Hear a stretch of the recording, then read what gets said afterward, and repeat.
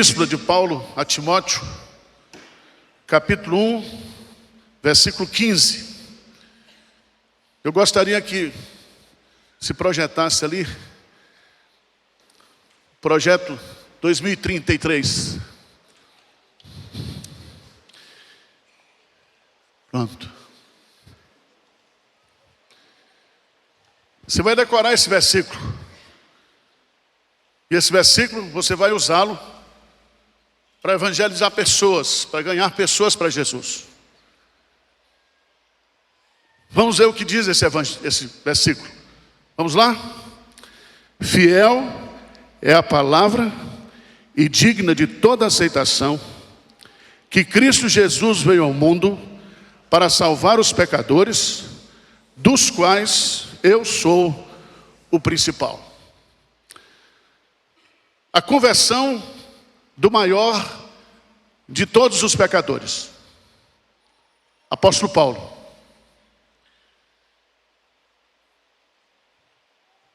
E o evangelho que salvou a Paulo é o mesmo evangelho que está salvando vidas até hoje.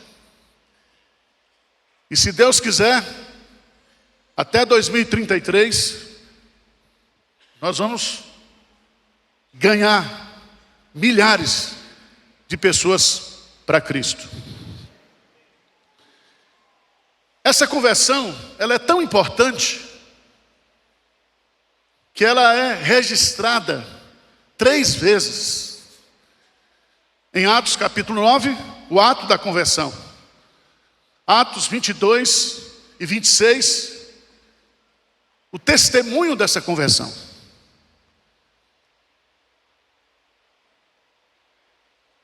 Mas nesse versículo, esse versículo, ele é uma síntese do Evangelho, um resumo do Evangelho, escrito por aquele que ninguém imaginaria que seria salvo. Você conhece gente que você não acredita na salvação dele? Você tem gente? Fala a verdade. Você fala assim, só Deus vem para converter esse desgraçado.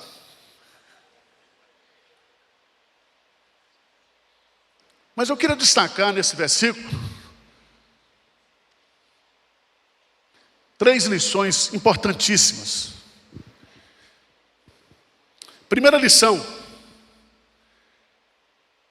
o evangelho, ou seu conteúdo, é verdadeiro e digno de toda a aceitação. Repete comigo a primeira frase. Fiel é a palavra e digna de toda aceitação. O que significa isso? Significa que o evangelho, ele é diferente de todos os ensinos religiosos que existem. Nenhum deles merece a sua confiança. Não siga o evangelho de Allan Kardec. Não siga o evangelho das testemunhas de Jeová. Não dê crédito ao anjo Moroni.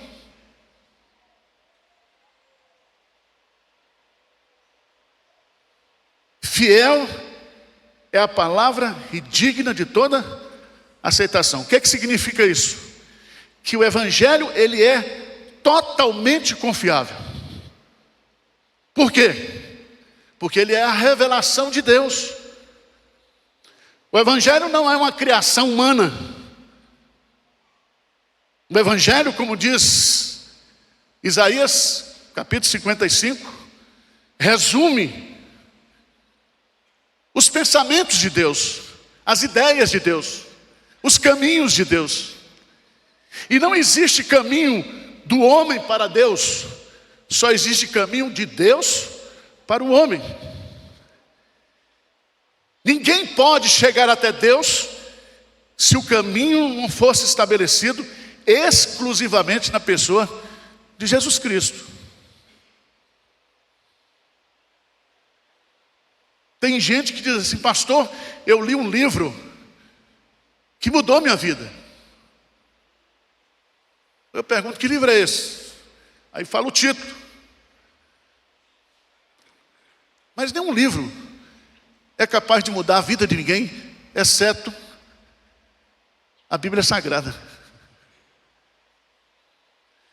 Você lê um livro, você pode mudar de hábito. Esse livro pode lhe dar ideias novas, levá-lo a mudar de atitudes.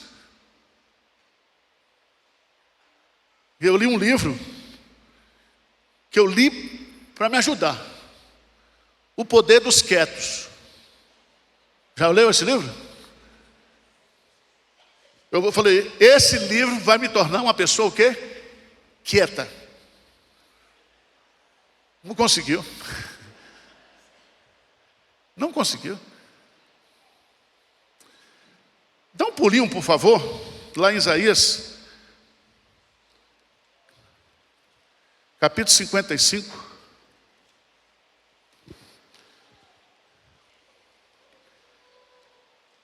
Isaías capítulo 55.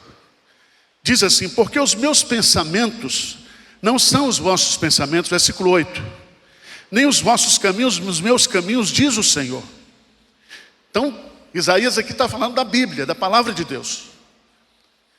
Ele diz: porque assim como descem a chuva, a neve dos céus, e para lá não tornam, sem que primeiro regue a terra e a fecundem, e a façam brotar, para dar semente ao semeador e pão ao que come, assim será a palavra que sair da minha boca.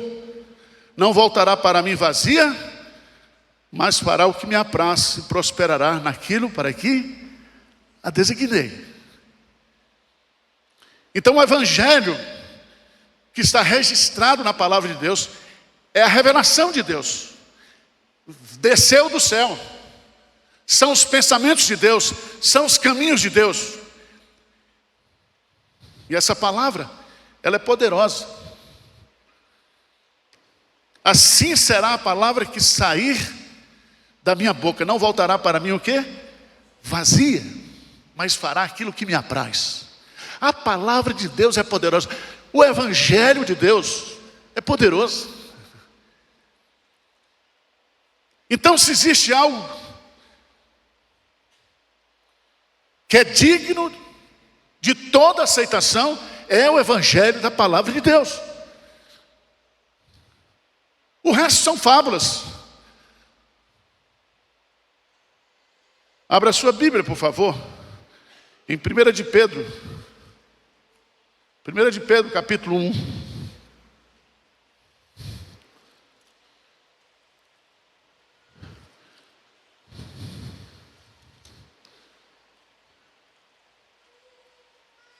Primeiro de Pedro, capítulo 1, por favor. E eu quero que você leia comigo.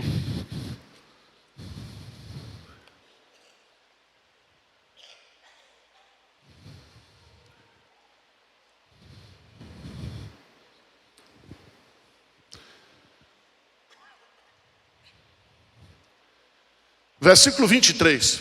1 de Pedro 1, 23, 24 e 25. Vamos ler juntos? Pois fostes regenerados, não de semente corruptível, mas de incorruptível, mediante a palavra de Deus, a qual vive e é permanente. Pois toda a carne é como a erva, e toda a sua glória como a flor da erva. Seca-se a erva, cai a sua flor. A palavra do Senhor, porém, permanece eternamente. Ora, esta é a palavra que vos foi o quê? Evangelizada. Se você está aqui hoje, regenerado, transformado, foi pelo sêmen da palavra, foi pela semente da palavra. Essa semente e esse evangelho que está nas escrituras sagradas, ele é poderoso. Não são ideias de homens, mas são os pensamentos de Deus. Então você jamais poderá colocar o ensino e o conteúdo da palavra de Deus comparando-a com outros livros.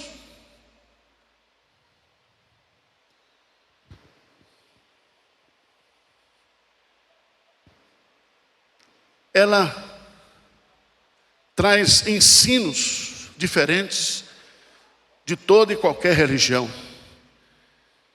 Ela é a revelação de Deus. E ela tem demonstrado o seu poder. E a gente só pega aqui os 2000 anos. Quantas pessoas foram salvas, transformadas, regeneradas, já estão no céu por causa do poder do Evangelho que está na palavra de Deus.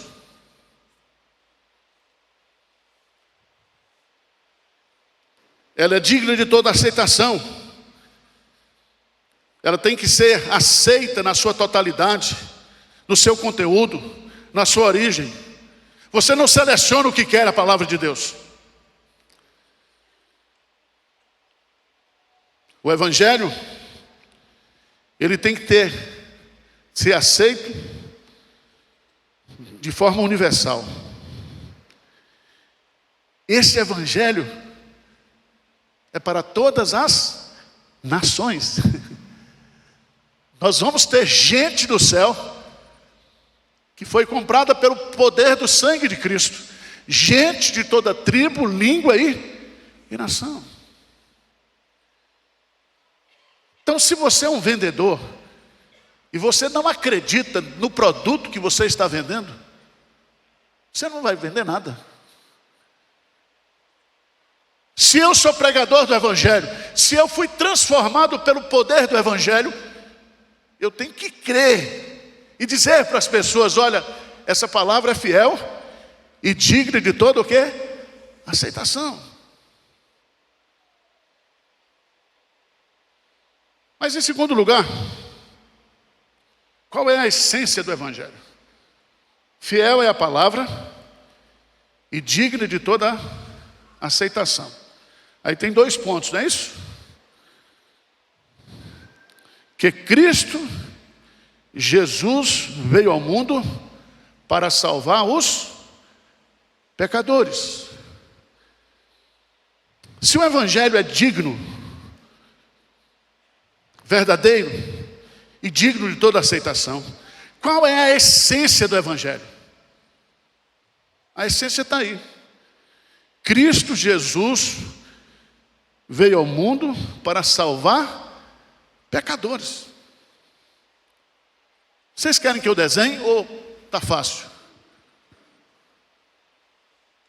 Mas pensa um pouco. Esse Evangelho é o Evangelho de uma pessoa. Cristo.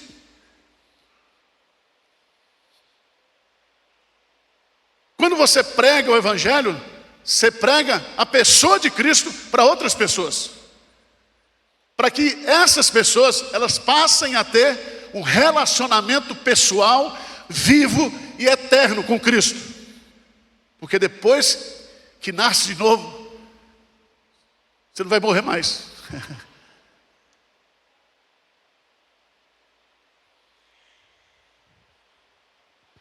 Por isso, irmãos, que está em 1 Timóteo, capítulo 2, versículos 5 e 6. Porquanto há um só Deus e um só mediador entre Deus e os homens, Cristo Jesus, homem, o qual a si mesmo se deu em resgate por todos, testemunho que se deve prestar em tempos oportunos. Então, a essência do Evangelho, Cristo. A essência do Evangelho, a obra de Cristo. Porque o texto diz que ele veio para salvar. Ele não veio para nos dar um código de ética. Ele não veio para nos dar uma filosofia de vida. Ele não veio para ser comparado com qualquer guru religioso. Ele veio para morrer por mim e por você. Diz amém aí. Está salvo aí? Quem está salvo aqui? Levanta a mão. Por que nós estamos comemorando esse negócio de Natal? Se ele já morreu. Ele morreu, mas ele o quê? Ressuscitou. Ele está vivo. Nós não estamos comemorando o aniversário de gente morta. Nós estamos comemorando aquele que está vivo pelos séculos dos séculos. E ele está presente aqui, né, nesta manhã.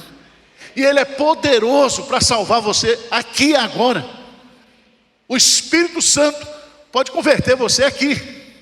Ele está vivo.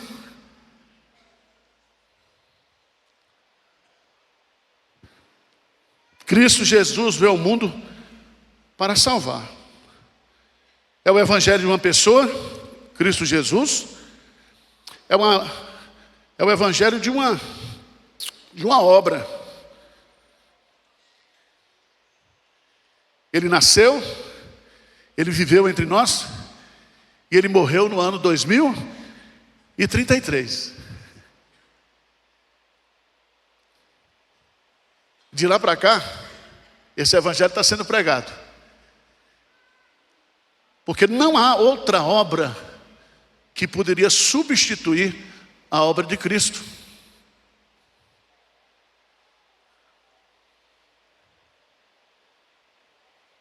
Atos dos Apóstolos, capítulo 4, versículo 12. Atos 4, 12. O que diz aí? Todo mundo sabe de cor. E não há salvação em nenhum outro, porque abaixo do céu não existe nenhum outro nome dado entre os homens, pelo qual importa. Então, e não há salvação em nenhum outro. Por que não há salvação em nenhum outro? Porque somente Cristo foi constituído por Deus para ser Salvador. Não foi Allan Kardec que morreu por você. Não foi Maomé que morreu por você. Quem morreu por você e pagou o preço da sua redenção foi Jesus. Então não tem conversa. Não tem salvação fora de Jesus.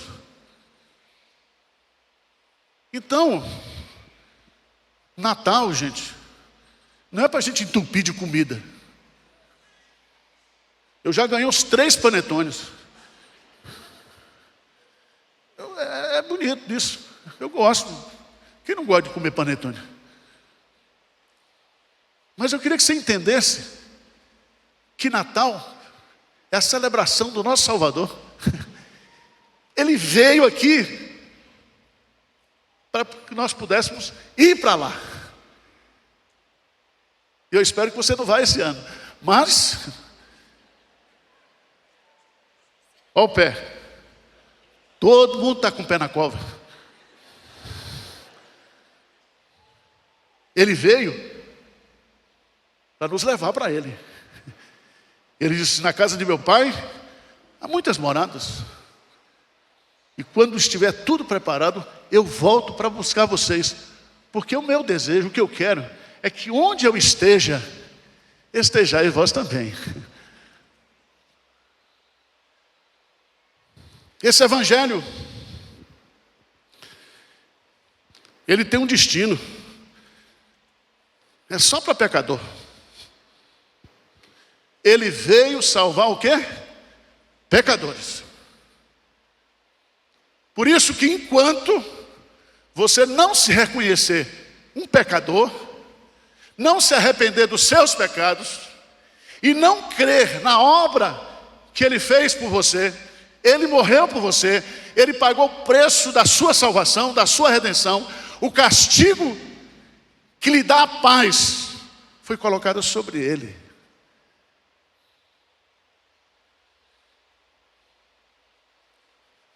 Então aproveita nesse Natal para falar de Jesus. Falar de Jesus.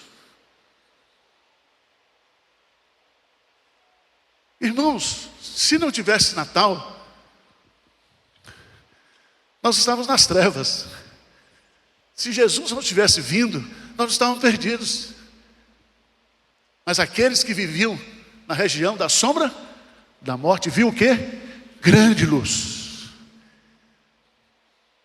Porque um menino vos nasceu, um filho se vos deu.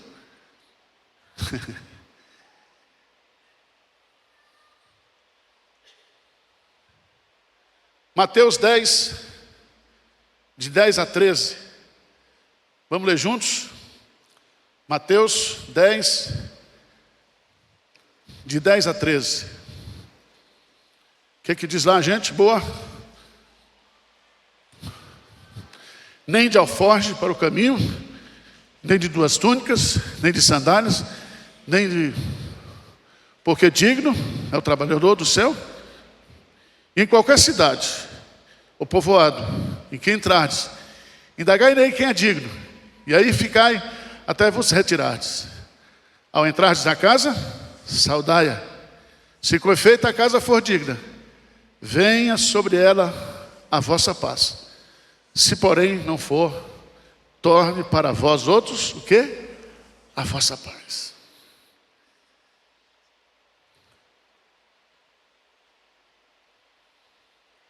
Jesus veio para entrar na nossa vida, para entrar na nossa história, para entrar na nossa família, para constituir a família da fé. Ele veio para pecadores. Mas ele veio. A essência do Evangelho é a pessoa de Jesus Cristo.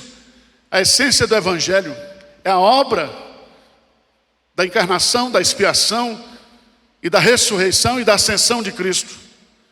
É o Evangelho exclusivamente para pecadores. Eu não vim buscar os justos, eu vim para buscar os pecadores e chamá-los ao arrependimento. Mas o que é bonito é que o Evangelho, ele é, na sua essência, o Evangelho da salvação. Ele veio para salvar.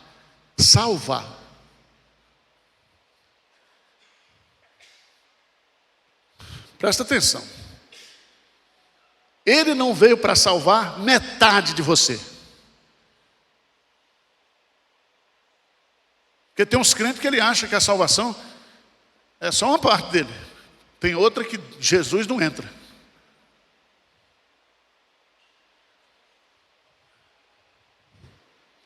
Jesus não veio para torná-los salváveis. Não. Jesus não veio para ajudá-los a salvarem a si mesmos. Ou seja, Jesus não veio para dar uma força para você se salvar, não.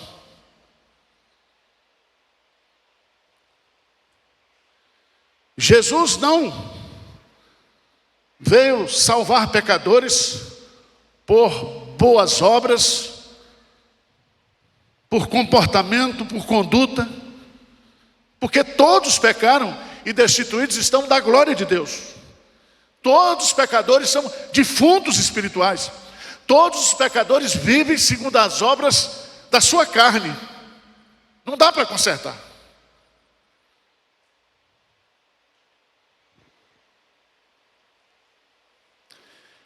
Mas Jesus veio para salvá-los completamente, eficazmente dos seus pecados. Ele libertou você. Ele transportou você do império das trevas para o reino do Filho do seu amor. Ele deu vida para você, você estando morto nos seus delitos e pecados. Ele salvou você da escravidão do pecado, da escravidão do diabo, da escravidão da morte, da escravidão do medo, da condenação eterna. Ele veio para nos salvar. Então comemore esse Natal como alguém salvo. Você não presta, mas está salvo. E essa salvação ninguém pode tirar de você. Mas há uma terceira lição. Como é que eu já aprendi aqui que o Evangelho, o seu conteúdo é verdadeiro e digno de toda aceitação? Eu já aprendi o que é a essência do Evangelho. Mas como é que eu posso aplicar, tomar posse desse Evangelho? Como é que esse Evangelho se torna uma realidade para a minha vida e para a sua vida e para a vida de quem quiser? É a última parte do versículo. Que ele veio salvar pecadores, dos quais eu sou o quê? O principal. Fiel é a palavra e digno de todas. Que Cristo Jesus veio ao mundo para salvar os pecadores, vírgula, dos quais, desses pecadores que ele veio salvar, eu estou salvo. E eu sou o principal. Por que Paulo disse isso?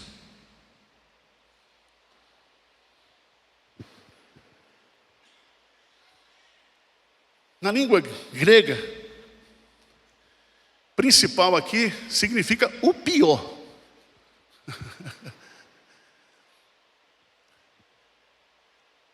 Ou seja, o pior de todos os pecadores pode ser salvo. Você diz assim, pastor Arival, eu queria ser como aquele ladrão na cruz, morrer ao lado de Jesus e ouvir da boca dele, hoje mesmo estarás comigo no... Eu não precisava dar dízimo, cantar no coral, frequentar a igreja.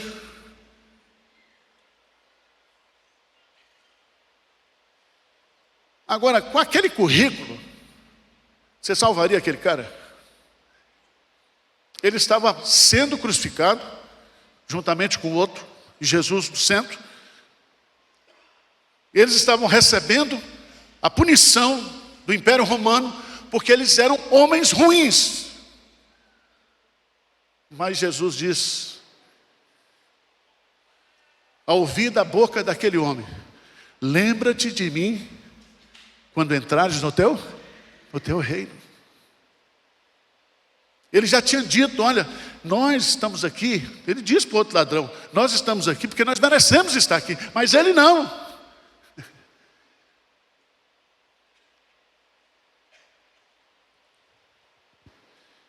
Veja, em 1 Timóteo, capítulo 1, no versículo 13.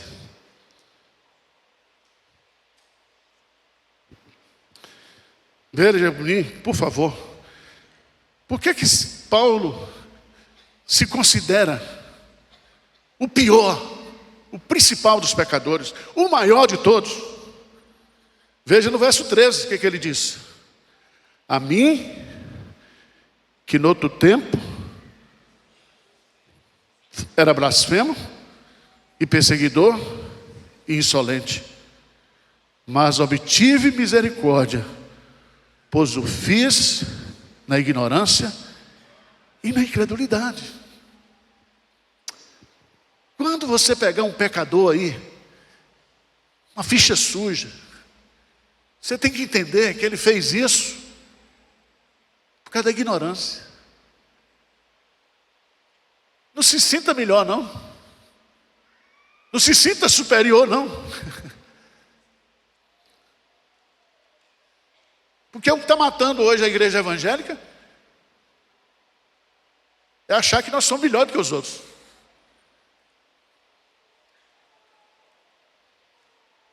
Se não há reconhecimento de pecado, não há conversão.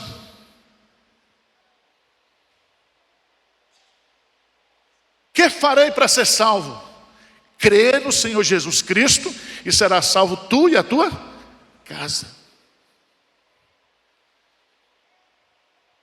Paulo diz que outrora ele foi blasfemo, falava mal de Jesus e obrigava os outros também a apostatar de Jesus? Você não fez isso. Ele foi perseguidor, ele violentava, matava, ele queria destruir os crentes. Aí eu vi uma notícia maravilhosa essa semana. O cristianismo na China vai passar os Estados Unidos. Vai ser o maior número de cristãos do mundo. Perseguir igreja, matar crente, é festa no céu. Só falta aquele presidente lá se converter. Ele é aquele baixinho lá da Coreia do Norte. Então, gente, Paulo diz: eu fui blasfemo, eu fui perseguidor, eu fui insolente, com arrogância, com o objetivo de humilhar. Você já conhece gente assim? Que faz isso com crente?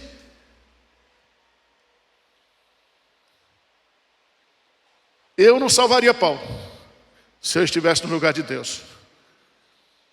No dia da sua conversão, Deus chama Ananias e diz: Ananias, vai lá batizar esse homem. Ele disse: não, senhor, o senhor é doido.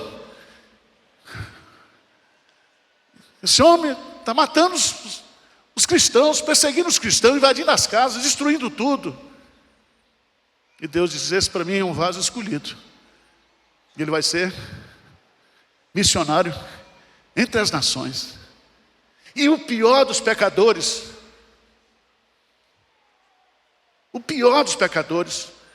foi elevado aos céus e teve experiências com Deus que nenhum homem teve.